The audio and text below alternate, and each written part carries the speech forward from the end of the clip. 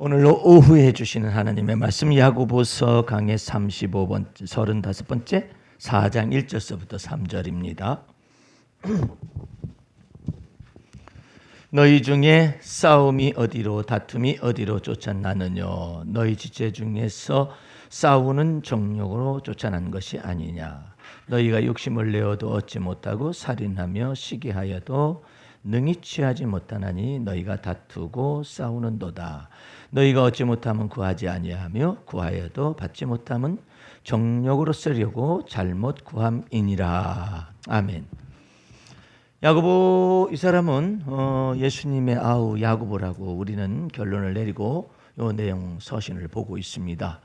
근데 이 야고보가 자기 속에 분별이 없었어요. 그래서 예수님이 자기 형님이나 마찬가지잖아요.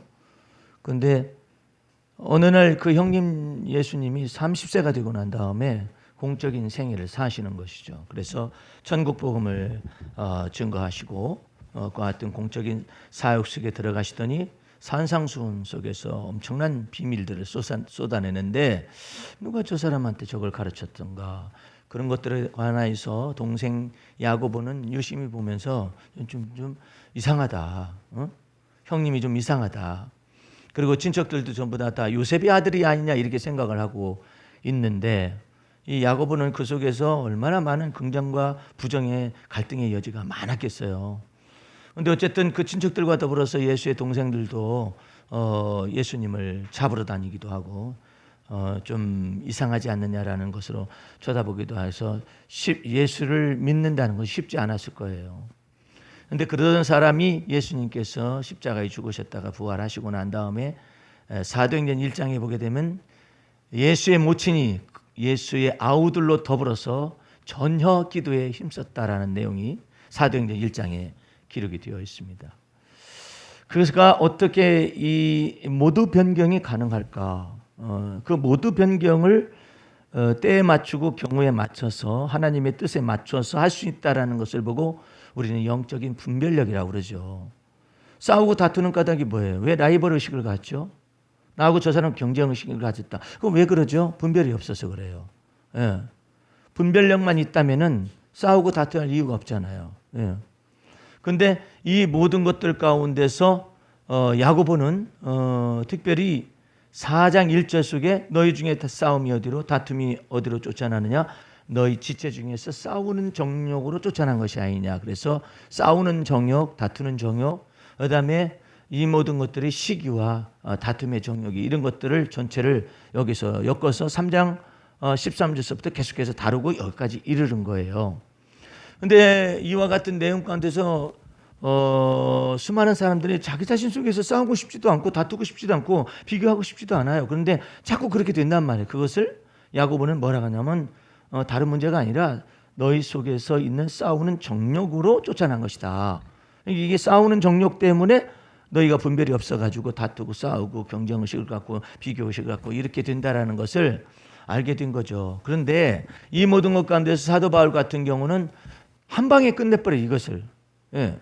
근데 사람들이 이 싸우는 정욕을 다스리기 위해서 아니면 자기 속에 혈기가 있는 이와 같은 걸 다스리기 위해서 금식을 하고 고행을 하기도 하고 어떤 사람은 특별히 금욕적인 생활을 하고 특별히 금식을 하는 사람이 있어요. 혈기 죽인다고 금식을 막 하는 거예요. 그래서 내가 간간히 이 메시지상에서 말하지만 대전에 있는 어떤 목사님을 아주 유명한 목사예요. 근데 그 사람은 내가 세미나 하고 있는 장소에 와가지고 상담하면서 내 앞에 나타났었어요. 금식을 19번, 40일 금식을 19번 한 거예요. 19번. 나는 40일 금식을 해본 적이 없거든요. 그래서 이유가 뭐예요? 목사님은 왜 금식 기도를 그렇게 하고 또 살아남았을까? 그것 때문에 참 신기하고 40일 금식 기도가 쉬운 일이 아니거든요. 어떻게 해서 40일 금식을 그렇게 많이 했을까? 혈기 잡으려고 그랬다라는 거예요. 싸우는 정욕을 금식으로 잡으려고 하면은 예수님은 십자가에 죽으실 이유가 없잖아. 세상의 죄를 없애기 위해서 예수님이 십자가에 죽으셨는데 자기 속에 있는 금식을 이 싸우는 정욕을 금식으로서 잡으려고 그러니까 이게 안 된다면 그래서 내가 그 목사님한테 그랬어요. 목사님 금식기도 하고 나니까 어떻게 싸우는 정욕이나 혈기가 이게 잡히던가 했더니 잡힌다는 거예요. 그래서 내가 그랬어요. 목사님이 금식 기운이 있을 때까지만 잡히는 거라고. 예? 만약에 혈기가 없어졌다면 뭐더라도 금식을 다시 반복을 하느냐. 배가 고프니까 혈기 낼 힘도 없겠지. 그랬더니 목사님이 가만히 듣고 보니까 맞는 얘기 같다고 그러는 거예요. 왜냐하면 그래도 금식하니까 혈기가 잡히더라 그렇게 말하면 왜 그러면 19번을 하느냐. 앞뒤가 안 맞잖아요. 그러니까 이게 지금 싸우는 정욕을 그렇게 잡으면 안 되거든. 사도 바울은 두 가지의 놀랍도록 싸우는 정욕을 잡았어요. 어떻게 해서 라이벌 의식을 갖거나 아니면은 싸우는 정욕이나 다투는 정욕 이것을 가져내. 이게 바울도요 보통 성질의 사람이 아니에요. 이 사람은요. 예를 들어서 완벽주의자예요. 이 사람은 도덕적으로 완벽주의자거든요. 거기에 빗나가면은 이 사람은 그냥 화를 벌컥벌컥 내는 사람이거든요. 근데 완벽주의자거든. 완벽주의자는 자기의 틀을 포기하지 않습니다. 근데 예수님을 만나가지고 자기의 틀이 완전히 깨트려 부서진 거예요. 예? 여태까지 율법에 의해 흠이 없는 자라고 자기 스스로를 말할 수 있었다면 율법에 의해 흠이 없는 사람이라면 자기 자신의 율법과 자기 자신의 도덕적인 완벽주의에 완벽하다는 뜻이에요. 그러면 그 사람은 그걸 포기를 할 수 없다라는 거예요. 그것은 자기의 목숨이거든요. 근데 예수 그리스도를 만나가지고 율법에 의해 흠이 없다라는 것이 똥에 불과하다는 사실을 아는 거야. 예.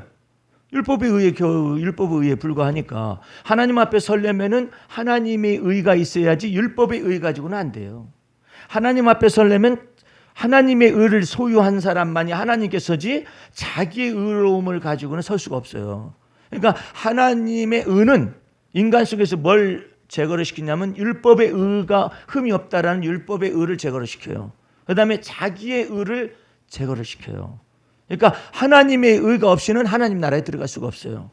그러므로 우리는 예수님께서 그러시잖아요. 너희는 먼저 그의 나라, 하나님의 나라와 하나님의 의를 구하라고 하잖아요. 그 하나님의 의와 하나님의 나라가 뭔데? 예수 그리스도를 믿는 거예요. 예. 예수 믿으면 의롭다 칭하심을 얻잖아요. 예수 믿으면 거룩함을 얻잖아요. 예수 믿으면은 속죄함도 받잖아요. 그러니까 먼저 하나님의 나라와 하나님의 의를 구하라는 말은 무슨 말이냐면은 예수를 믿으라는 뜻이야. 근데 예수를 믿는 믿음이 뭐 때문에 예수를 믿으면 먼저 하나님의 나라와 하나님의 의를 구하는 것이냐. 그래야만이 하나님과 마음을 합할 수가 있는 거예요. 예? 하나님과 마음이 합하지 않는데 하나님께서 그 사람을 하나님 나라를 드리겠어? 영생을 주겠어요? 불가능한 얘기죠. 그러니까 여러분과 내 속에서 싸우는 정욕을 사도 바울은 어떻게 해서 이와 같은 것을 없앨 수가 있었느냐면은 이 사도 바울이 보통 사람이 아니고 성질이 대쪽 같은 사람이라고 생각하면 돼요. 그냥 자기 틀을 절대 안 버리는 사람이야. 만약에 틀을 누가 와서 건들잖아요, 확 튀죠. 죽이든지 살리든지 법대로 막 이러는 사람이거든요. 법대로 하는 사람은 무서운 사람이야. 내가 알고 있는 어떤 그 대령 출신의 오직 평생을 나라와 민족을 위하여서 군대에 몸 바친 분이거든요. 그분은 사실은 그런 사람은 결혼을 하면 안 돼요. 왜? 나라와 결혼한 거잖아. 민족과 결혼한 거냐. 군대와 결혼한 거냐. 결혼하면 안 된다고. 원칙적으로 그런 사람은. 근데 그런 사람이 결혼을 했어요. 결혼하니까 평생 나라와 민족과 군대를 위해서 산 사람이기 때문에 그거밖에 모르는 거예요. 그러니까 자기 아내도 군대식으로 만들어야 해요. 딱딱. 그래서 심지어는 어떻게 했느냐면 자기가 이제는 집으로 돌아오잖아요. 그러면 부인이 도열에 서야 해요. 군대식으로 도열에서 있고 그다음에 뭐 아내가 뭐 여러 명 있는 게 아니라 한 명이잖아. 한 명 서 있고 그다음에 아들이 거기 또 서 있어야 하는 거예요. 아들이 서 있으면 딱 거기 있잖아요. 부동 자세로. 그러면 되겠어?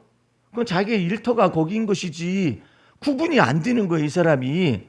그래가지고 군인 정신을 갖다가 여기다 가정에다 심어서 하려고 하니까 아들이 튀죠. 그렇게 해가지고 딱 이거 들어오셔가지고 그 다음에 하는 일이 걸작이에요. 군대에서 하듯이 딱 들어왔죠. 그러면 도열에 서 있죠. 그 다음에 딱 창문을 쫙 이렇게 쫙 먼지가 잡히잖아. 이게 뭐냐고 그래. 먼지 없는 사람이 어디 있어? 털어서 먼지 안 나는 사람이 어디 그렇게 가정에다 그렇게 하면 되겠어요? 군대에서는 그렇게 됐을지 모르죠. 뭐 어쩌면 뭐 너네들이 왜 이런 것들을 갖다 제대로 하지 않았냐 이렇게 할 수 있을지 모르지만은 그와 같은 것을 갖다 집안에다 대고 더군다나 민감한 사춘기 아들한테 그렇게 하니까 아들이 먹히겠어요? 부인은 어쩔 수 없이 내가 이 인간하고 더불어서 살려면 어쩔 수가 없다라고 생각하고 있을지 모르지만 아들은 퍽퍽 튄다고. 그러니까 교회도 안 다니고 예수를 믿는지 안 믿는지 모르고 그냥 엉뚱한 짓 막 저지르고 다니는 거예요. 그런 현상이 발생했다고. 근데 그런 것에 이제 내가 이제 세미나를 하고 이러니까는 그 대령 출신의 그 예편하신 사람이 저기 그 육군중학교에 다녔거든요. 거기 장롱각인데 GP를 어떻게 알게 됐어요. 알아가지고 목사님 그 이제 권사님이 먼저 와가지고 이제 상담을 하다 보니까는 우리 아들이 어쩌고 저쩌고 이렇게 해가지고 아들이 그냥 아버지하고 원수가 돼가지고 그렇게 있다고 그렇게 말하니까 성령께서 내 속에서 말씀하시기를 저 집에 초청을 하면 가서 저 집안을 다뤄주지 않으면 안 되는데 장로라는 그 군인 예편하신 그 양반이 문제가 되더라고요. 그래가지고 이제 거기를 어떻게 돼가지고 가게 됐어요. 그 집에 가게 돼가지고 목사님 제 고민이 그렇게 클 수가 없습니다. 아들 때문에. 그 왜 그러신 것 같아요? 아들이 왜 그런 것 같아요? 그랬더니 그 장로님이 말하는 저는 평생을 나라를 위해서 몸 바치고 그다음에 조국과 민족을 위해서 군대를 위해서 이렇게 평생 바친 사람인데 왜 내가 하나님 앞에 뭘 잘못했습니까? 그 바친 것은 잘못한 것은 없는데 그 바친 군율을 가정에다 적용하려니까 문제가 되는 거예요. 군대에서는 군율을 적용하세요. 가정에서는 사랑의 법이지. 근데 그걸 모른 거예요. 아들이 튄 거죠. 그래가지고 그 장로님이 이 얘기를 다 설명을 듣더니 목사님 제가 오해했습니다. 하나님을 오해하고 군대도 오해하고 우리 아이들 오해하고 그랬습니다. 아이를 오해했습니다. 어떻게 하면 아이의 마음이 자식의 마음이 아비에게 돌아가지 어떻게 하면 돌아올 수 있겠습니까? 그래서 성령께서 원하시는 대로 하겠느냐 그랬더니 하겠대요. 그래가지고 아이가 가장 좋아하는 것을 해줘야죠. 아버지가. 아이가 옆에 있는 거죠. 내가 아이가 뭘 원하는지를 어떻게 알겠어요. 근데 주님께서 나한테 뭐라 하냐면 아이한테 소형차 한 대를 사주시라고. 그럴 의향이 있으시냐고 그랬더니 애가 막 눈이 땡그라져가지고 어머니랑 눈이 땡그라져. 왜냐면은 그 아이가 소원이 자동차였거든. 예. 그러니까 장로님이 결심을 했어요. 사주겠습니다. 그리고 또 권사님한테도 해줘야 할 것이 있는데요. 권사님한테 멋들어진 양장 옷을 딱 입혀 드림을 인해서 이제는 군대의 예절과 군율에 맞추어서 가정을 정하는 게 아니라 사랑으로 하겠다고 해가지고 애가 딱 돌아섰어요. 차 한 대를 사줘서 돌아섰겠어요? 아니죠. 아이의 마음속에서 맺혔었던 그런 것들을 풀어나가는 과정 속에서 성령 안에서 풀어진 것이거든요. 그러니까 이 모든 것들을 지금 오해하는데 이게 사도 바울 같은 사람은요 아주 이 사람은 보통 까다로운 사람이 아니에요. 이 사람한테 걸렸다가는 그냥 막 이가 부러질 정도로 할 수 있는 능히 그럴 수 있는 사람이라고. 완벽주의자니까. 그 완벽주의자들한테 걸려보세요. 죽어나요. 예. 근데 만약에 내가 완벽주의자잖아요. 여러분 죽는 거야. 내 눈 안에 거슬리는 모든 것들은 다 법이야. 예. 그걸 하면 안 돼. 예를 들어서 지금 여러분들은 지금 여기 집사님은 큰 대죄를 범하고 있는 거예요. 아니 어떻게 예배 시간에 말씀 강론 시간에 좋은 것은 말할 것도 없고 어떻게 이걸 마실 수가 있어? 이건 보통 큰일 나는 일이 아니야. 근데 주님께서 그걸 정했는지 안 정했는지는 몰라. 뭐 예배 시간에 뭐 졸지 말아라 한다든지 예배 시간에 물을 마시지 말라. 그걸 정했는지 안 정했는지 모르지만 어쨌든 그래야 한다라고 생각을 하고 있어요. 근데 그걸 누가 정했는데? 몰라. 아무도 몰라 지금. 예를 들어서 웨스트 뭐 예배 문답에 거기 요리 문답에 거기에 두면 뭐 예배 시간에 졸면 안 된다라든지 아니면 눈 깜빡거리지 말고 흔들리지 말고 뭐 이렇게 하면 안 된다 그런 것이 적혀 있거나 그렇지는 않아요. 근데 예배 시간에 이 시야에서 벗어나면 안 된다는 거야. 아니 어디서 줘라? 그 준다라는 건 말이 안 되지. 얼마나 믿음이 없으면 조냐. 그 어떻게 조는 것도 아니고 믿음하고 연관이 돼가지고 딱 갖다 붙이면 붙이는 거예요. 내가 만약에 그런 목사로서 만약에 정신적인 것을 갖다가 훈련을 해가지고 그러잖아요. 그럼 문제가 돼요. 그 내가 만약에요 예수님의 마음은 모르고 내가 청교도 정신에 입각한 목회자가 되잖아요. 여러분들 골치 아픈 거야. 아니 왜 청바지를 안 입고 온 사람은 뭐며? 그렇게 막 의복서부터 사로잡아 보세요. 웬 저기 머리를 볶아대고 말이야. 순수한 머리를 놔두고 왜 머리를 볶아대고 하냐고. 만약 거기서부터 휘어잡고 아니 그 뭐 때문에 옷은 그런 색깔을 입냐. 지금 색깔이 이런 색깔 입은 사람들이 있거든요. 원색에 가까운 옷 입은 사람 몇 명 있거든요. 이 문제가 되는 거야. 저 지금 윈블던 경기가 지금 결승전만 남겨두고 있는데 윈블던 경기에서는 법칙이 있어요. 그것은 전부 다 머리로부터 전부 다 속옷까지 전부 다 하얀 옷을 입어야만 해요. 그거 안 입잖아요. 걸렸어요. 여자 선수가 속옷을 유색 옷을 입었다가 걸려가지고 그거 물어봤다가 안 된다. 너 참가 못한다. 이렇게 했거든요. 그러니까 그것은 이익적인 것이잖아요. 자기가 그것을 상금을 따기 위해서는 거기에 참여하는데 하는 것이지만은 이걸 그것은 아니라 전부 다 지금 우리 저기 집사님이 그 묘한 복장을 하고 청교도 정신에 입각하면 와서 앉아 계신 거예요. 왜냐하면 넥타이를 안 맸잖아. 어찌 예수 믿는 사람이 근데 넥타이를 안 맸으면 넥타이를 메고 오세요 이렇게 하면 되잖아요. 근데 거기까지 하면 문화적인 차이잖아요. 근데 그게 아니야. 어찌 예수 믿는 사람이 교회에 오는데 얘 넥타이를 안 메고 오느냐. 이렇게 되면 죄가 더 커져. 막 불어나. 아니 뭐 예수 믿는 사람은 그러면 언제나 넥타이를 매야 한다는 것은 아니잖아요. 아니건 말건 말 나오면 법이야. 내가 목회자로서 나는 그런 정신을 가지고 있잖아요. 그러면 그런 정신이 절대적인 법이 돼가지고 예수 믿는 사람은 이래야 한다는 거야. 아니 여러분들 어떻게 예수 믿는 사람이 영화를 볼 수가 있습니까? 내가 만약에 영화를 안 보는 목사가 되잖아요. 어떻게 예수 믿는 사람이 영화를 볼 수가 있느냐 말이야. 그 텔레비는 왜 봐? 세상을 끊고 돌아서서 주님만 바라보고 가야 하는데 어떻게 세상줄을 이고 세상에 나는요 20살, 19살 후반에 예수 영접하고 아주 보수적인 교단에서 자랐거든요. 주일날 안식일로 지켰어요. 우리는요. 안식일로 지켰기 때문에 라디오를 들을 수가 없었어요. 그때는 TV가 많지 않았어요.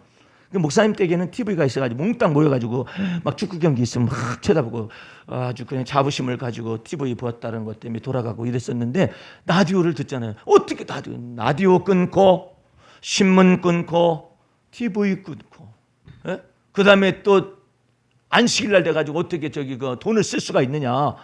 그래가지고 목사님은 안식일 목사님 정도였어요. 거의. 그래가지고 주일날 놀러 가가지고 그런 사람들 사고가 나잖아요. 저거 전부 다 안식일 범해가지고 다 하나님 앞에 저주 받아가지고 그러더니 요즘 같은 경우는 일부 예배가 6시 반이 있는 큰 교회도 있어요. 6시 반에 예배 드리고 이제 나갔잖아요. 그것도 용납을 못해. 어떻게 11시 예배를 고소해야지. 7시 반 예배, 8시 반 예배가 어떻게 있을 수가 있겠냐 말. 아유, 너무나 법이 많아. 너무나 법이 많다 보니까 안 지켜. 안 지켜. 거기 지키는 사람 많지 않아요. 다 숨어서 다 해. 그러다가 두부 사다가 청년한테 걸리잖아요. 걸렸더니 안식일 날 돈 썼다고 말이야. 이런 교회에서 자랐었어요. 근데 내가 예수 그리스도를 믿는 믿음 안에서 복음 안에서 들어와 보니까 그래가지고 그쪽에 있을 때는요 우리 교단 이건 완전히 날라리야. 이건 예배를 드리는 게 우리 교회는 특별히 예장 통합주 교단은 내가 보수적인 교단에서 있다가 맨날 비판하는 거야. 저것들은 그냥 주일날 돈 쓰고 다니고 말이야. 어떠고 그러고 그런 데서 잘하잖아요. 그럼 내가 그 정신을 그대로 공유를 해요. 예. 그리고 어떻게 하루에 첫 시간을 갖다가 하나님 앞에 들을 생각을 해야지. 어떻게 새벽 기도를 안 나오나 이게. 나는 새벽 기도 안 나오면 새벽 기도에 안 나온 걸 회개를 했어요. 못 나온 것을. 예? 왜? 법으로 선포하시니까 새벽 기도를 못 나온 것을 회개를 했었어요. 그때 당시에 근데 복음을 이렇게 알다 보니까는 그러면 새벽 기도의 근본은 어디 있냐? 딱 그 목사님이 그러셔요. 새벽 기도의 시작은 언제는 예수님이시다. 딱 언제 새벽 기도를 정하셔가지고 새벽 기도를 했는지 모르겠다. 그래서 했더니 목사님은 예수께서 새벽 오히려 미명에 일어나서 한적한 곳으로 가서 기도하시더라. 여기 있잖아. 이게. 그것은 기도했다는 것이지 기도회를 만들었다는 건 없어. 근데 어쨌든 그렇게 생각을 해요. 그래가지고 내가 이제 외국인의 신앙생활한 모습들을 이렇게 쭉 전기를 다 읽어봤더니 그 사람들은 숲에 나가서 새벽에 그냥 숲에 인공숲이 있어요. 외국에는 우리나라처럼 산이 이렇게 막 많이 있거나 그런 것이 많지는 않아요. 그런데 우리나라는 특별하죠. 근데 이게 숲이 인공숲이라도 그 숲에 들어가가지고 그냥 혼자서 이렇게 묵상하면서 기도하면서 이런 내용들이 있어요. 근데 새벽 기도일을 딱 정해놓고 그런 것들이 우리는 특별히 그런 것들이 많은 편이죠. 형식이 많고 막 이런 것이죠. 근데 예수님이 그랬다는 거예요. 그러니까 이것은 그 목사님 하시는 얘기가 걸작이에요. 내가 안 잊혔다면 주님께도 기록이 됐겠죠. 한 말이 나 목사는 새벽 기도하다 죽는 것이 소원이다. 그래서 내 친구 장로는 목사가 안 됐어요. 왜? 새벽 기도를 하다가 죽을 수가 없기 때문에 장로만 하기로 했어요. 근데 원래 그것은 잘못된 거죠. 내가 새벽 기도를 하다가 죽는 것이 목표가 되면 안 되죠. 사나 죽으나 나는 주의 것이고 내 몸에서 그리스도가 존귀하게 되는 것이 목표가 돼야 하는데 새벽 기도하다가 죽는 것이 새벽 기도하다가 목사가 죽게 되면 여러 가지 의미가 많아요. 왜 새벽 기도 때 주님이 데려가셔야만 하느냐. 일도 복잡하게. 그러잖아요. 새벽 기도 때 아니 새벽 기도를 지나서 좀 데려가시면은 그래도 좀 괜찮은데 왜 하필이면 새벽 기도 때 꼭 데려가셔야만 하냐? 이 목사님은 스스로 영광스럽다고 생각할지 모르지만, 그 사후 처리를 하는 분들은, 아니 왜 새벽 기도를 하다가 돌아가신대? 거기다 대고 선과 악을 갖다가 딱 들이대봐요. 뭘 잘못했길래? 이러면 골치 아픈 거예요. 근데 무슨 새벽 기도에다 그걸 정해? 근데 그것이 자기의 삶의 목표라는 거. 그러면 안 되죠. 예? 사나 죽으나 내 몸 안에서 그리스도가 존귀하게 되는 것이 목표라고 하면은 성도들이 다 우리 몸 안에서 그리스도를 존귀하게 되는 것으로 전부 다 목표를 정하고 나아갈 거 아니에요. 근데 난 새벽 기도하다가 죽는 거지. 그러면 장로들은 전부 다 우리는 새벽 기도 또 제대로 나갔다가 빠졌다가 나갔다가 졸다가 어쩌다 이렇게 하는데 우리는 이 목사님 잡고 그냥 가야하는가 보다. 어디 이상한 전설 같은 소리를 하고 앉아 있어. 목사님을 붙잡고 어디를 가? 그러니까 여러분들 그게 아니라 근본적인 것을 가르쳐 주는 것이 아니라 지엽적인 것이 메인인 것으로 가르쳐 놓는 거예요. 그러게 되면 참 문제예요. 아니 천국 갔다 온 사람이 희한한 말을 하더래. 예수님께서 너 성경 쓰고 너 성경 많이 읽고 오라고 그랬다고 그러는데 나는 그거 참 예수님이 왜 그런 얘기를 하시는 건 몰라? 예? 아니 뭐 성경을 왜 쓰고 오라고 그래? 예? 아니 그러잖아요. 그 사람이 발견한 예수님은 이상한 예수님인가 봐. 예수님께서 주의 말씀을 묵상하는 자가 복이 있다고 그랬는데 뭐 쓰다가 오라고 그래?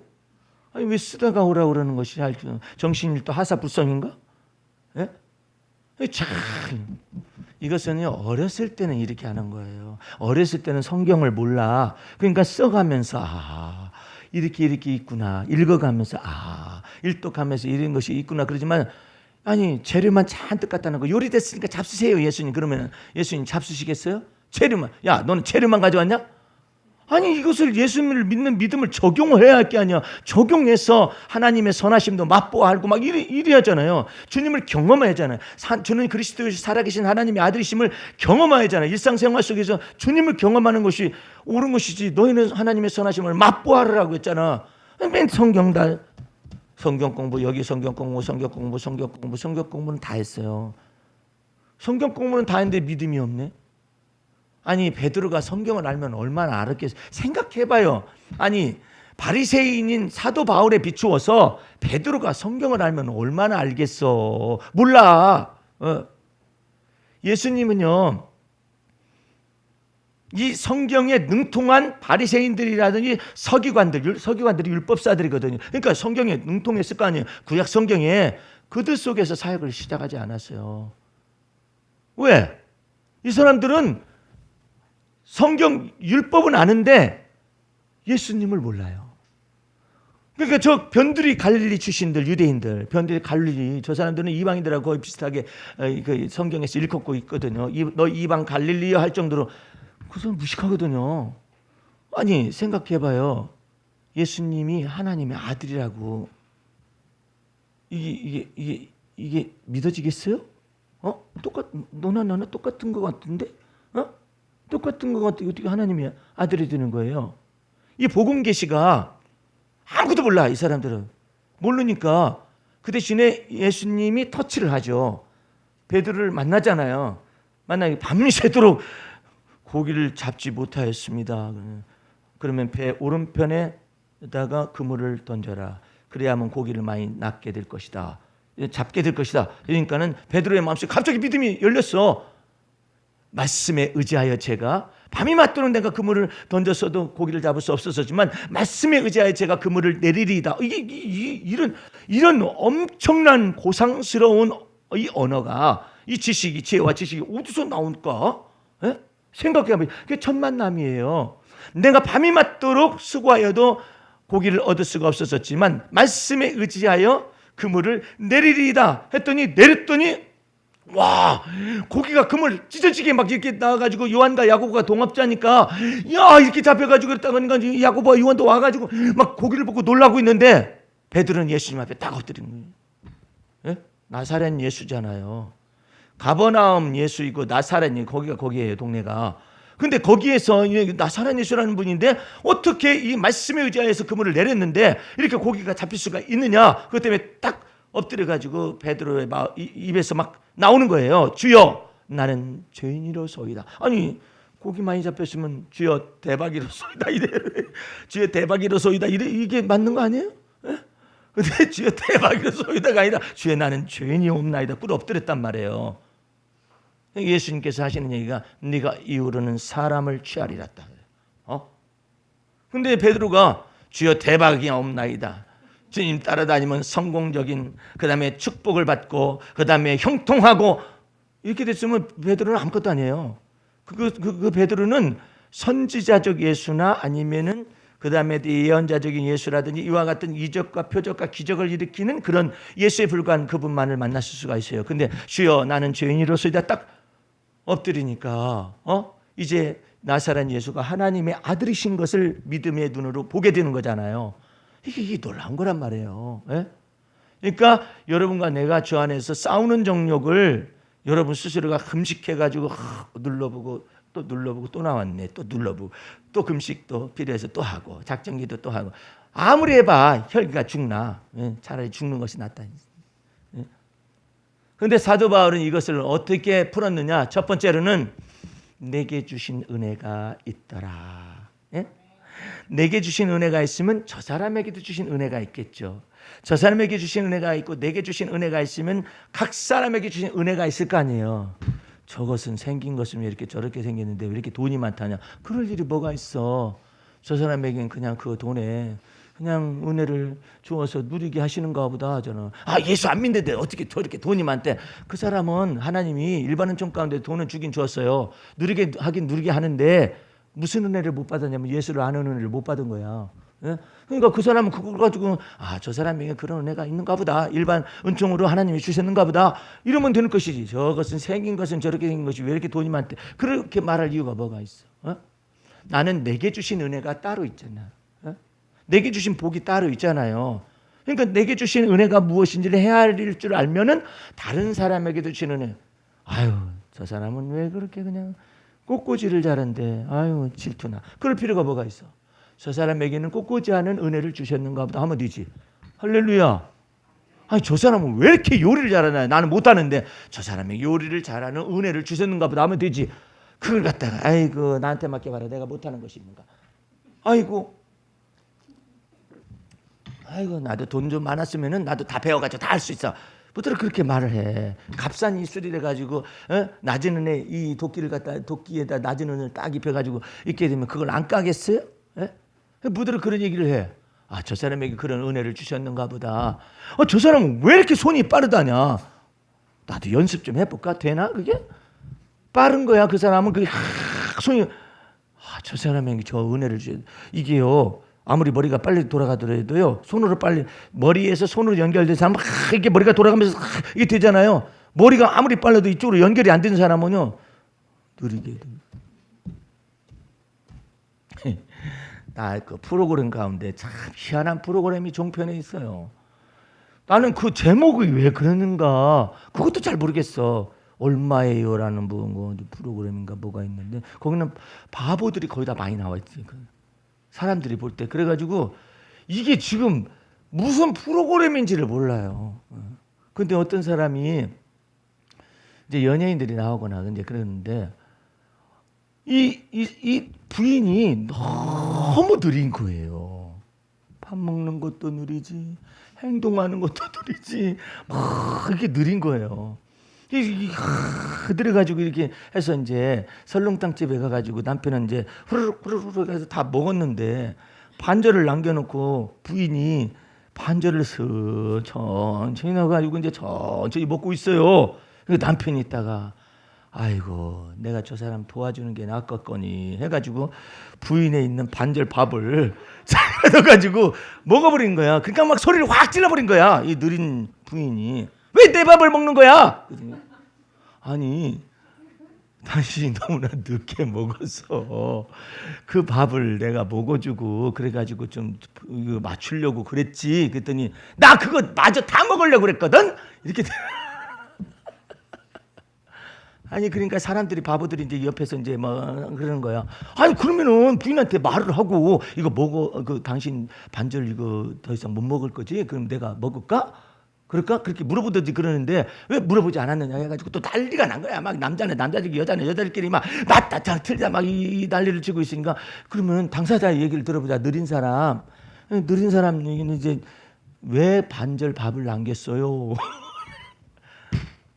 밥이 뜨거우니까 식혀가지고 나머지 먹으려고 그랬다는 거예요. 그러니까 다른 사람들이 말을 막 앞서서 했다가 아니 그러면은 진짜 그 밥을 한 그릇 다 먹으려고 그랬느냐? 나 한 그릇 다 먹으려고 그랬어요. 그러니까는 아니 그렇게 한 그릇 다 먹으려고 했는데 남편은 왜 그걸 갖다 부인 것을 갖다가 그냥 먹어버린 거야. 허락도 안 받고. 그러니까 부인이 있다가 느린 부인이 옆에 있다가 지가 먹고 싶으면 한 그릇을 더 시켜서 먹으면 되지. 왜 내 걸 먹었냐 이거야. 지금 시켜놓고 있는데. 그 프로그램이 있어요. 한번 얼마짜리인가 한번 보세요. 아주 막 희한한 사람들이 나와가지고 그 프로그램은 뭔지를 모르겠어 아직까지도. 얼마예요가 아니라 왜 그런데요 이거. 느려가지고 그렇게 느리네. 근데 그걸 그런 기질들이 막 나타나고 그렇잖아요. 사도 바울 같은 경우도 이게 내게 주신 은혜가 있다. 내게 주신 은혜가 있다라는 것을 왜 말을 할 수밖에 없느냐면 사도 바울은 다른 사도들에 비하여서 12사도들에 비하여서 열등해요. 사도 바울은 같은 시대 상황 속에 있지를 않았어요. 예수님과 더불어 같은 바운더리에 있지 않았었단 말이에요. 그러니까 예수님과 더불어서 같이 있었던 다른 11사도나 12사도에 비추어서 사도 바울은 바리새인으로서 살고 있었거든요. 그러니까 열등하죠. 열등한데 사도 바울이 그 속에서 뭘 알았냐면 내게 주신 은혜가 있는 거로구나. 그러다 보니까 사도 베드로에게도 주신 은혜가 있고 내게 주신 은혜가 있고 각 사람에게 주신 은혜가 있구나. 느리다 해가지고 밥 쉽게 덜어 먹으려고 생각하지 말고 그 사람이 그렇게 느린 것 가운데서도 이거 밥을 다 먹을 거요? 이렇게 물어봤으면 괜찮잖아요. 근데 그걸 이해를 못하는 거야. 그 사람 느린 걸 어떻게 해? 기질이 느린 걸.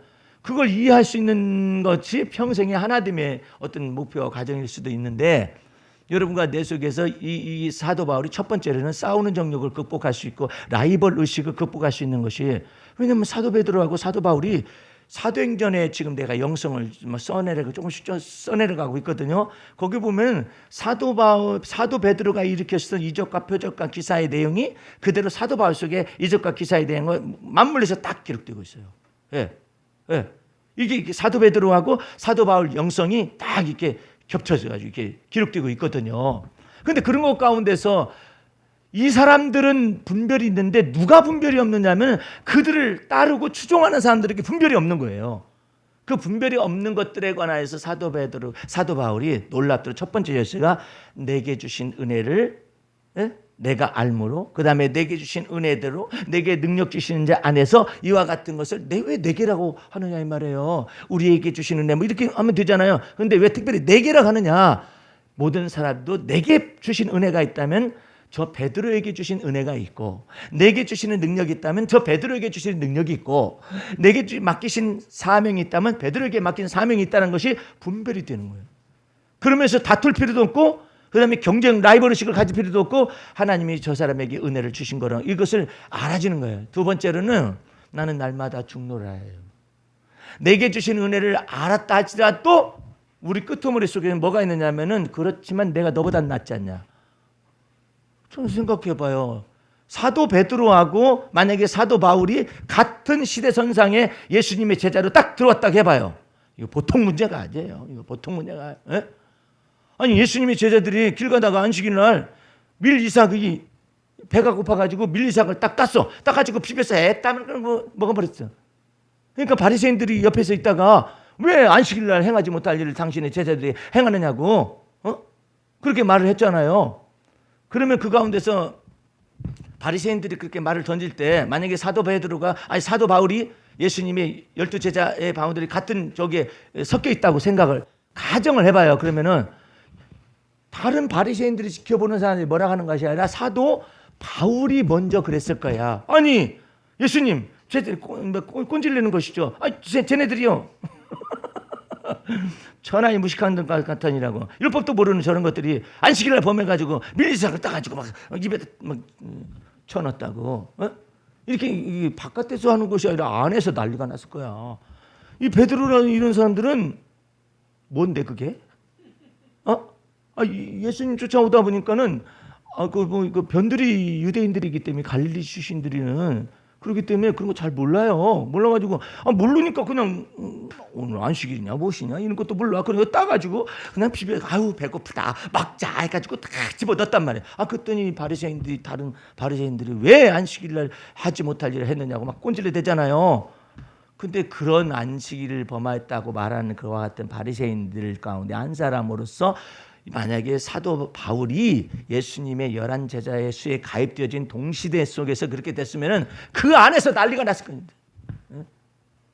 근데 예수님은 제자들이 이렇게 안식일에 이렇게 물 비워가지고 이렇게 탁 도는 것에 바리새인들이 뭐라 하니까 인자는 엉뚱한 소리를 하시는 거야. 인자는 안식일의 주인이라도 알아듣는 사람이 아무도 없어. 이게 무슨 뜻이냐. 아니 밀리삭을 안식일에 먹을 수 있느냐 없느냐 이거 가지고 말하는데 예수님은 갑자기 인자는 안식일의 주인이라 주인이 자유를 주면 자유를 얻는 것이란 뜻이에요. 그게 도대체 아니 안식일의 주인이 이게 뭔 소리야? 안식일 율법은 있어도 안식일의 주인이 뭐라는 뜻인가? 인자는 안식일의 주인에서 오셨다라는 거지. 안식일 율법에 기록한 그분이 오셨다는 거예요. 오신 그분이 자유를 주면 자유라는 거 아니에요. 에? 이게 놀라운 거예요. 그러면서 또 말씀하시는 거예요. 안식일이 사람을 위해 있는 거냐? 사람이 안식일을 위해서 있는 거냐? 이런 질문을 출애굽한 이스라엘 백성들이 그 예수님이 오신 역사 속에서 이런 질문을 던진 분도 없었었고 대답하는 사람도 없었었고 감히 그런 질문을 안식일의 주인이 여기 있다라고 말할 수 있는 그런 분이 없었단 말이에요. 그런 것 가운데서 만약에 사도 바울이 예수님이 11자의 무리에 딱 껴있어 봐요. 그냥 사사건건 예수님하고 다퉜을 거예요. 예. 그리고 여러분들 북한에서 지금 뭐라고 그래요? 우리는 남한 정부하고 비핵화 문제를 안 하겠다. 당사자인 미국과 더불어서 하지 남한과는 안 하겠다니. 이렇게 방송에서 막 내보내고 있거든요. 그러니까 그것을 놔두고서 막 여당과 야당에서 막 굉장히 막 민감하게 대응하는 거죠. 오늘 코리안 이거 패싱하는 거 아니냐? 그렇게. 근데 문재인 정부에서는 뭐냐면 뭐 그렇게 되건 어떻게 되든 간에 한반도 속에서 평화가 있어지고 한반도 속에 경제 협력이 나타나져 가지고 남한과 북한이 잘 살게 될 수만 있다면, 번영할 수가 있다면은 좋다는 거 아니에요. 예? 근데도 그것을 예민하게 해가지고 남한 정부를 갖다, 대한민국 정부를 갖다 살짝 패싱으로 처리를 하려고 하는 듯한 느낌을 받아가지고 뭐 여러 가지 논란이 많잖아요. 근데 그런 모든 것 가운데서 만약에 사도 바울이 예수님의 11제자나 12제자의 무리 속에 있었다면 얼마나 이 사람이 가시도릇을 했겠느냐 말이에요. 대표적으로 바리새인들과 서기관들이 그 난리를 치고 있는데, 예? 근데 그러니까 이 사도 바울은 나중에 와요. 예수님의 천국 복음에 합당한 사람들, 믿음의 비밀을 받아들일 수 있는 사람들을, 이 제자들을 선택한 거예요. 그래가지고 예수님께서 말씀하셔요. 내 아버지께서 어린아이 같이 이와 같이 예수님을 믿고 하나님의 계시를 갖다 믿고 있고 예수님을 믿고 있는 이 사람들을 하나님께서 기뻐하신다고 말씀하시면서 수고하고 무거운 짐진 자들 다 내게로 오라고 말씀하신 거라고. 그러니까 이와 같은 믿음의 비밀이 놓여질 수는 있어요, 예수님의 제자들 속에. 그러나 사도 바울이 딱 들어와가지고 바리새인으로서 딱 이렇게 쳐다보잖아요. 믿음이 들어올 리도 없고 난리가 나. 그 공동체 속에서, 예수님의 제자들의 공동체 속에서. 그러니까 나중에 그러면 이제는 믿음의 비밀이 깔렸어요. 그 다음에 십자가의 도의 말씀이 다 완성이 됐어요. 예. 완성이 되고 난 다음에 예수님이 부활하시고 승천하시고 난 다음에 사도 바울을 잡잖아요. 예? 이 사람은 바리새인이야. 히브리인적인 히브리고 유대인이잖아요. 이런 사람이 회개를 시켜가지고 예수 그리스도의 믿음의 비밀로 들어오게 하니까 비로소 예수를 믿는 믿음의 비밀 안에서 사도 베드로와 사도 바울이 만날 수가 있는 거예요. 그것도 사도 베드로 속에서 자아를 깨뜨리지 않았으면은 이 바울하고 더불어 굉장히 다툼과 경쟁의식을 가질 수가 있어요. 근데 베드로의 자아를 왕창 깨뜨려 부셨잖아. 내가 주를 위하여 목숨을 버리고 감옥에 가기도 하고 뭐 다 준비했다고 말이야. 그러더니 예수님을 부인하고 맹세하고 저주하는 것까지 다다르니까 왕창 깨뜨려 부셔놨잖아요. 자랑할 것이 없어요. 사도 바울 속에서도 하나님께서 예수를 믿는 믿음의 도를 계시하고 난 다음에 십자가의 도의 말씀 속에 사도 바울을 들어가지고 막 다뤄놓고 나니까 사도 바울이 겸손해졌어요. 겸손해져가지고 단계가 있어요. 모든 사도보다도 지극히 작은 나에게 이 은혜를 주신 것은, 이렇게 말을 해요. 네? 모든 사도보다도 더 작다고. 만약에 자아가 깨트려 부서지지 않았으면요, 입으로는 말은 잘한다 이렇게 될 거예요. 그때 자아가 깨트려지고 부서지고 겸손이 낮춰지고 막 이렇게 되니까 모든 사도보다도 지극히 더 작은 나에게, 이렇게 이런 언어를 사용해서 사도들 속에서 작다라고 말을 한 거예요. 주님이 더 깨트려 부셨어요. 너 아직도 멀었다. 그래도 사도 속에서 그렇게 됐는데 너 그거 가지고 부족하다. 그러니까 주님께서 더 깨트려 부셨었더니 모든 성도들보다 지극히 더 작은 나에게 이 은혜를 주신 것. 놀랍지 않아요? 사도들과 더불어서 엇비기를 내고 그랬었던 거기에서 더 작다라고 깨닫게 하시더니 더 깨트려 부시고 부서지니까 모든 성도 중에 지극히 작은 나에게 이 은혜를 주신 것은, 거기까지 깊숙이 들어가게 했단 말이에요. 그러니까 여러분들은 여러분 스스로가 이겨내려고 하지 말고 내게 주신 하나님의 은혜를 계속해서 은혜의 깊이와 높이와 넓이와 길이를 알아가시기 바랍니다. 그리고 다른 사람 시기하고 질투할 것이 아니라 그때는 여기도 그럴 거 아니야. 저것은 나보다 늦게 들어와가지고 어떻게 그냥 저기 위로 더 자꾸 잘 올라가냐, 왜 이렇게 잘 되냐, 이런 사람도 있을 수 있어요. 공무원 세계 가운데서도요. 어떻게 진급을 저렇게 빨리 할까? 나보다도 일한 것은 별로 없고 나는 죽도록 고생만 하고 그랬는데 왜 나는 저렇게 안 돼? 이럴 수도 있잖아요. 그냥 저 사람에게 주신 하나님의 은혜인가 보다. 근데 저 사람에게 주신 하나님의 은혜라고 이쪽은 알지만은 저 사람은 예수 안 믿을 경우는 내가 운이 트였다, 그렇게 말할 거 아니에요. 그것이 심판의 증거가 되면 너는 하나님께서 내게 은혜를 주시고 은총을 주셨는데 너는 그걸 운튀었다라고 생각했지, 그것이 너의 심판의 증거가 된다. 그런데 우리는 나의 나된 것도 하나님의 은혜예요. 할렐루야. 나보다 더 수고한, 내가 다른 사람보다 더 많이 수고했어도 내가 아니요, 나와 함께 하신 하나님의 은혜로다. 그러니까 이 내게 주신 은혜를 알면 알수록, 이게 뭐 내가 억지로 겸손해지려고 노력할 필요도 없고 다른 사람하고 라이벌의식을 가질 필요도 없어요. 황 권사님, 라이벌 의식을 간 교회에 성도가 있어요? 가질 만한 사람이 있어요? 있을 거예요. 마음속에 있을 때는 저가시 내게 하나님이 은혜를 주셨는가 보다. 저 사람에게 그냥 내가 속된 말로 하듯이 그렇게 말을 한 거예요. 아, 저 사람에겐 저런 은혜를 주셨구나. 아이고, 어떻게 생긴 생은 저렇게 생겼는데 돈은 많은지 몰라. 아, 저 사람이 그 은혜를 주셨구나. 아니, 우리 집 감자밭은 이렇게 이 정도인데 왜 저 집은 더 많이 됐대. 똑같은 평수인데 이렇게 더 많이 나왔대. 몇 상자나 나왔어요? 그랬더니 아, 나는 몇 상자 나왔는데 우리 집보다 10상자 더 나왔네. 어떻게 같은 밭인데 저희 주님이 그 은혜를 주시는가? 10상자의 은혜를 더 주셨는가? 보다 그러면 되지. 그걸 갖다가 하나님 이러실 수가 있어요? 아니, 내가 예수를 믿어도 저 사람보다 더 열심히 믿고 그랬는데 왜 우리 집 10상자가 부족한 거예요? 그렇게 말할 것이 아니라 저 사람에게 그 은혜를 주셨는가 보다. 그렇게 하고 내게 주실 은혜는 따로 있다. 할렐루야. 그렇게 하면 생각하면 되지. 이거 나 참 눈꼴 쉬어서 못 보겠네. 뭐 눈꼴 쉰다는 말 들어봤죠? 이게 굉장히 깊은 언어입니다. 눈이 있죠. 그다음에 꼴이 있죠. 시다는 말 있잖아요. 이게 엄청난 언어가 여기 눈으로부터 눈깔로부터 시작을 해가지고 눈꼴로부터 시작을 해가지고 눈깔이나 눈꼴이 나머지 이거 시작돼가지고 다 들보가 깔릴 수가 있는 거예요. 눈꼴 셔서 못 보겠다고.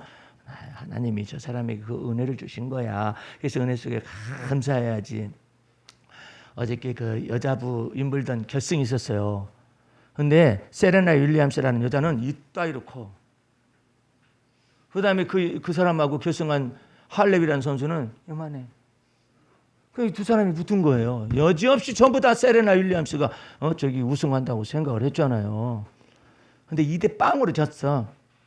2대 0으로 지니까는 막 사람들이 기대해서 어긋났잖아요. 그래서 내가 궁금하더라고. 저 여자가 이제 시상식을 하잖아요. 그러면 한마디씩 하라 그러잖아요. 저 흑인 여자가 등치가 커다란 이 여자는요 살이 아니에요. 그 해설자가 그 여자를 가까이서 알게 되고 이렇게 됐는데 전부 다 근육이야, 근육. 무슨 근육이 그렇게 생겼는지 몰라. 여기는 야들야들한 여자분하고 붙었는데 2대 0으로 졌잖아요. 그러면 기분 상할 수도 있고 세레나 윌리엄스라는 여자는 윈블던에서 몇 차례 우승을 했어요. 근데 지금 나이 차이는 37, 그 다음에 또 뭐 이렇게 한 10살 차이가 나요. 이렇게 나는데 졌잖아요. 져서 이제 이 여자가 무슨 얘기를 하는가 했더니 마음이 전혀 다른 여자야. 사람을 일부러 보면 안 돼요. 진심으로 그 할렙이라는 그 아가씨가 우승한 것을 축하한다고, 너무나 축하한다고. 그래서 내가 저 속으로 생각하기를 지가 우승도 해봤으니까 그 심정을 알아서 그러는 건가, 아니면은 진심일까 했더니 진심이 느껴지더라고. 세상에 어떻게 저렇게 진심으로 조그만한 저런 것도 없이 중심에서 축하를 할 수 있을까? 축하하기 어렵거든요. 뭐 이제 인터뷰를 하게 되거나 그러면은 잘하긴 했는데 내가 오늘 운이 나빠가지고 한다든지 이렇게 하면은 깎아 들어가는 거거든요. 근데 진심을 축하한다라고 말하는 그 속에서 야 정말 마음이 참 이쁘구나. 사람이 시커멓다고 해서 마음이 까말 필요는 없잖아요. 예? 그렇잖아요. 근데 너무나 마음이 이쁜 거예요. 내가 감동을 받았다니까. 그 진 사람이 인터뷰에서 말하는 것을 보고 감동을 받았어요. 세상에 어떻게 저렇게 이쁜 마음이 있다냐, 저 마음속에 있었었다냐, 그런 생각도 막 들고 그랬었거든요. 오늘 여러분들 저 앞에서 이 싸우는 정욕이 다툼의 정욕이 비교식의 정욕이거든요. 이 열등감 있게 들 때 시기하죠. 예? 그 다음에 또 물어뜯기도 하고 우월감 있을 때 깔아뭉개거나 이런 말들 할 수가 있잖아요. 이 모든 것을 다 극복할 수 있는 방법은 하나님이 내게 주신 은혜처럼 저 사람에게도 그런 은혜를 주셨고 다른 은혜를 주셨고 또 우리 각 사람에게 하나님이 은혜를 주신 대로 지혜롭게 생각하라. 하나님의 놀라운 은혜 속에서 억지로 막 이거 안 되는데 시기하면 안 되는데 질투하면 이렇게 해가지고 될 문제가 아니에요. 하나님이 내게 주신 은혜를 자꾸 알아가는 거예요. 하나님이 내게 이건 저희 여기 누님 되는 방권사님이 김치를 조금 담아왔어요. 내가 김치를 다 대하는 순간에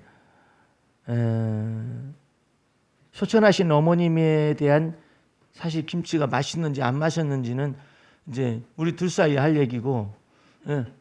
근데 이제 그 김치가 왔었을 때 맛있다 맛없다 여부를 떠나서 어머님에 대한 그리움이 올라오는 거예요.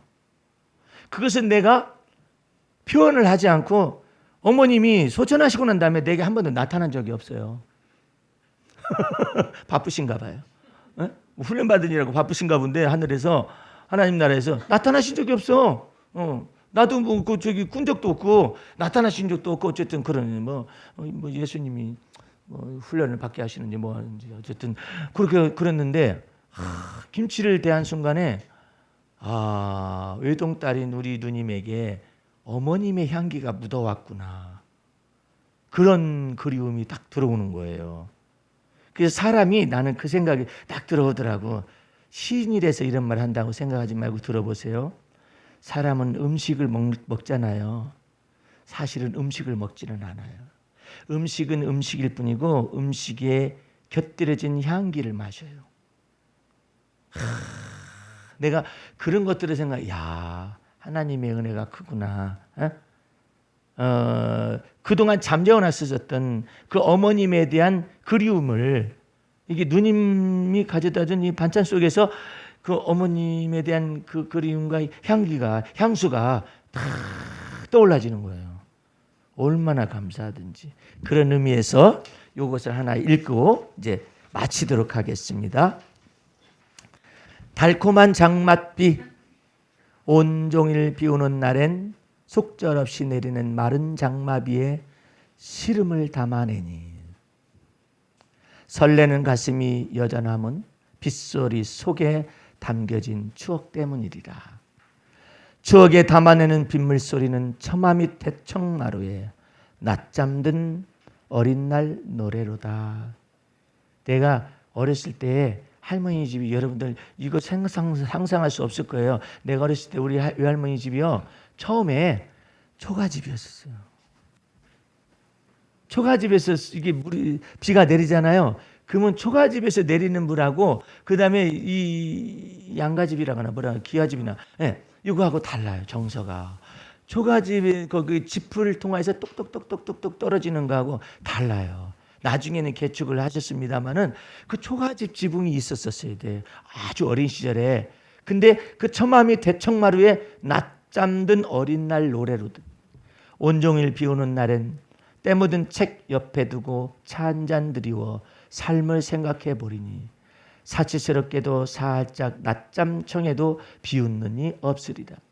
그 책에 담긴 꿈과 사랑이 당신의 살픈 드는 낮잠을 보증해 주며 식은 차 한 잔에 담긴 추억이 생각 깊은 사람으로 인도해 주리니 온종일 비오는 날은 사랑을 꿈꾸게 하는 날, 인생을 사랑이라 여겨보라는 주님의 잔잔한 행복 아니겠는가. 온종일 내리는 비는 주어진 삶을 사랑하고 인생을 잔잔히 노래하며 자기 자신을 소중히 하여 자기 자신을 복되게 하라는 주님의 음성이로다.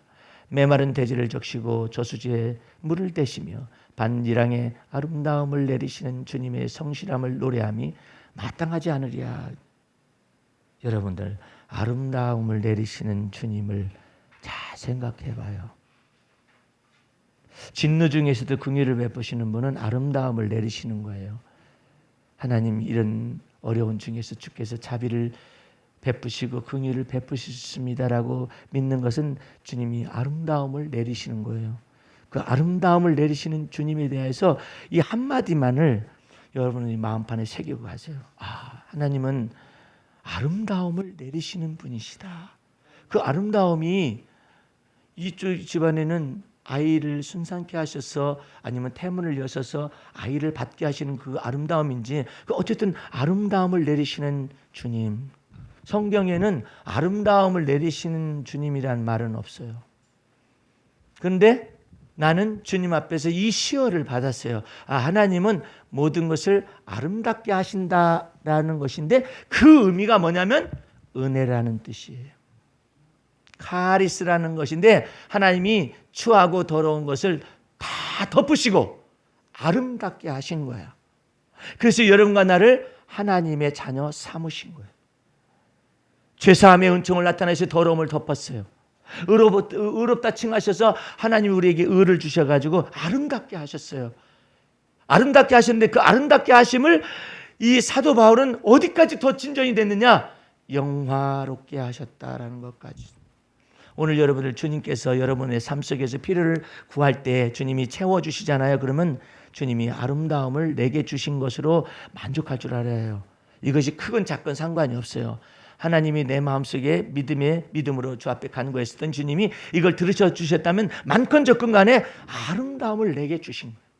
그 아름다움을 내게 주시는 주님을 한 주간 동안 경험해 보시기 바랍니다. 그래서 주님 앞에 이렇게 말을 해요. 주님, 제가 주차 자리가 필요해가지고 주님 앞에 앞서 행하시는 주님 원하시면은 주차 자리를 하나 저를 위해서 예비하실 수가 있습니다. 라고 믿음으로 기도했는데 주차 자리가 있는 거예요. 하나님이 내게 아름다움을 내려주셨습니다.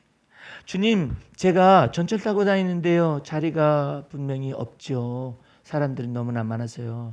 근데 그 속에서 원하시면 제게 저기 앉을 자리를 주신다면 원합니다. 해가지고 기도를 했더니 갔는데 다 빼곡하게 있는데 갑자기 내 앞에서 어떤 사람이 일어나가지고 멋쩍 가버리네. 내가 덕분에 앉게 됐어요. 아름다움을 내리시는 주님. 네? 주님, 제가 요리를 하는데요. 된장찌개 같은 걸 하는데요.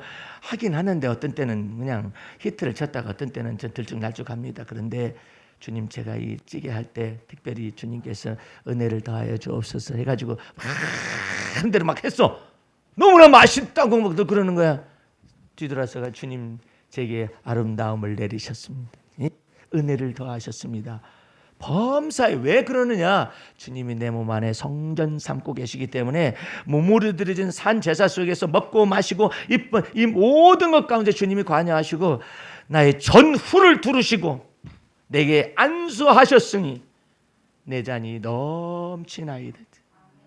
없는 중에서도 있는 것처럼 부르신 그 주님을 믿고 바랄 수 없는 중에도 바랄 수 있게 하시는 그 주님을 믿고 죽은 자도 살리시는 그 주님을 믿는 믿음 안에서 지극히 적은 것이지만 내게 임한 주님이 귀한 거예요.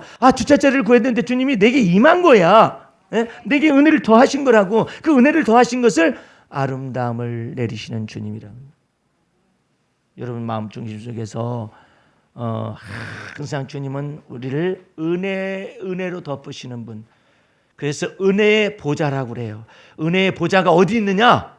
여러분의 마음속에 거하신 그리스도에게 있어요. 그분은 왜 내 마음속에 계시냐? 언제든지 때를 따라 돕는 은혜를 베풀 준비가 되어 있어. 어떻게 하면은 그것을 믿으면. 때를 따라 돕는 은혜를 구해야 해요. 그럼 주님께서 내 속에서 그 때를 따라 돕는 은혜를 주시긴.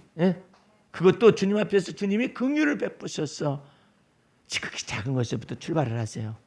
지극히 작은 것에서부터 내어 맡겨보세요. 그래가지고 내게 어떻게 응답하시고 가까이 응답하시고 가까이 들어 응답하시는가, 그것을 날마다 때마다 일마다 경험하셔서 주님의 마음을 알아가고, 또 주차자리 주셨으니까 주님은 내게 주차자리에 응답하신다, 이렇게만 생각하면 안 돼요.